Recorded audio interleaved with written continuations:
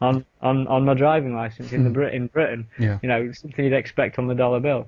And so all I can say is that essentially with this symbolism, when people don't realise what they're looking at and what they're buying into, this stuff is like taking spiritual energy away from them. I.e., it's, you know, they don't realise what it's doing. I don't know how to really put that into words, but it's like we've only got our five senses, and like we're aware of everything within those five senses. But much like with the, you know, the light spectrum, we're not aware of what microwaves and X-rays and infrared rays and everything are doing. There's stuff we don't understand, and like our five senses are a filter. Yeah. And it's almost like that these symbols that have all been like fed with energy from, you know, if it was like a talisman, like they feed the energy from the stars in ancient Egypt, that's how they used to do it.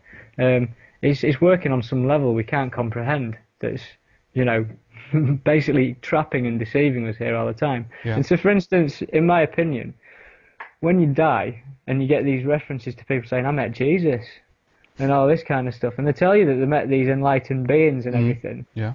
because they're so familiar with the symbolism, because they haven't asked what it's all about or anything like that. It's almost like if you, for instance, meet Jesus when you die and you go with him, and he'll tell you can be a lawyer next time, and he'll send you back around again. Right. Do you know what I mean? It's like Yeah. you're encapsulated in this, as the Tibetans believe, and Tibetan is the New World Order religion, in my opinion. They believe in reincarnation, and so the reason why the reincarnation happens is if you're still duped by this symbolism when you go through. Do you know what I mean? Yeah. You need to be able to stop, like, you know, believing that this symbolism is here to help you, because it's not. And my opinion is that what's going on is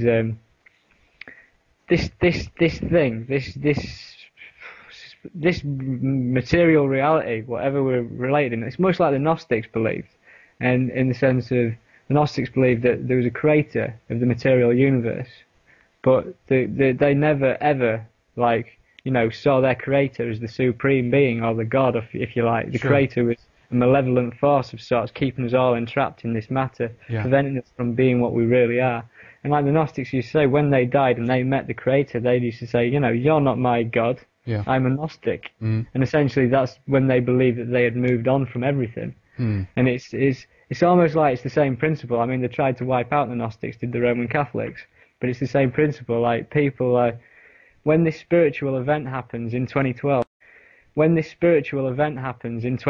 if this spiritual event happens, the obelisks and the pyramids and the symbolism will still be around everywhere. Do you know what I mean? Everyone might be ascended in a spiritual fashion and know about the seven chakras and stuff like that, but you're still going to be feeding your energy into the same machine. Of course. What you're talking about here, as far as I can pick up on here, is that you're talking about that you need to become smart, or you need to be able to interpret all of the symbols and what it does to you. Not only that, you know, okay, we have sun symbolism everywhere, very good, but what actually does it mean? Where does it lead you, and so forth? And why, in what way are they using it on us? Because in many cases, I can also see that.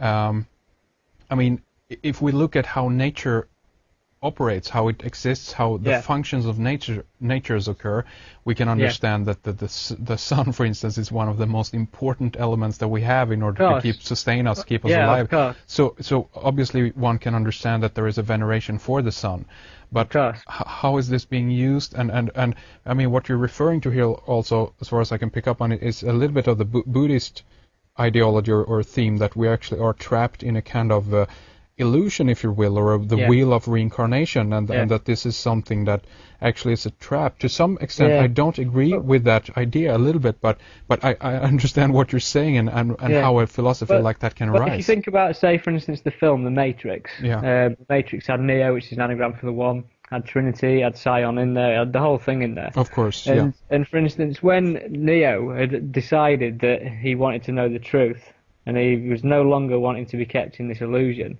and Morpheus offered him the blue or the red pill, and he took the one to see the truth, obviously. When he woke up, there's a little robot that came up, a machine that came up and looked at him. And then the machine just looked at him and then shot off, right? And you think to yourself, why didn't that machine attack him?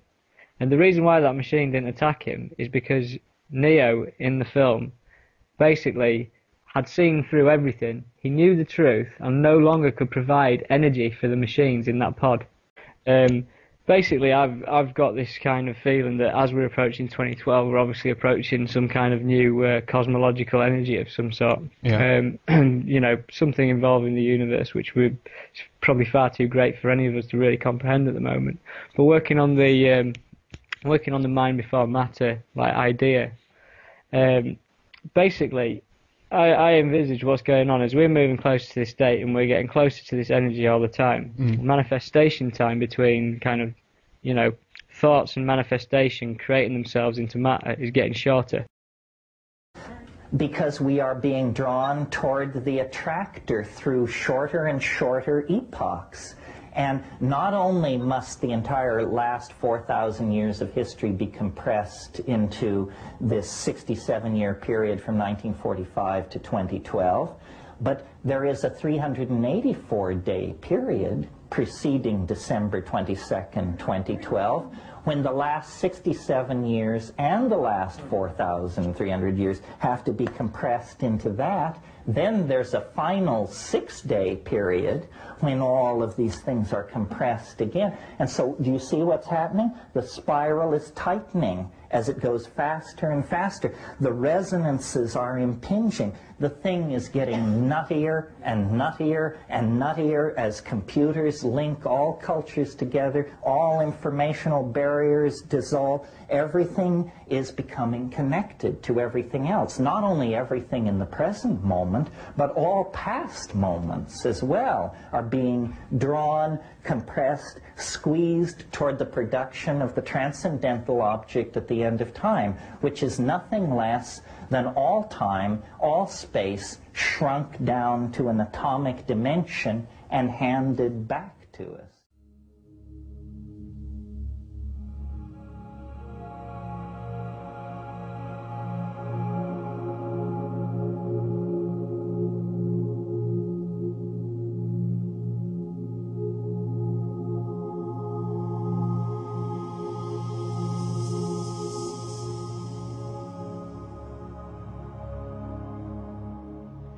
So, do you understand what I'm saying? The spirit, the gap between consciousness and our material bodies are closing up, and so eventually we'll be able to create our reality a lot quicker than we currently do. If you look at what's going on, for instance, in Indiana Jones, there's symbology all over that film for 2012. There's the main calendar. They don't acknowledge it, but he's rocking on the main calendar in that film. There's loads of other stuff that coincide with the main prophecies and stuff.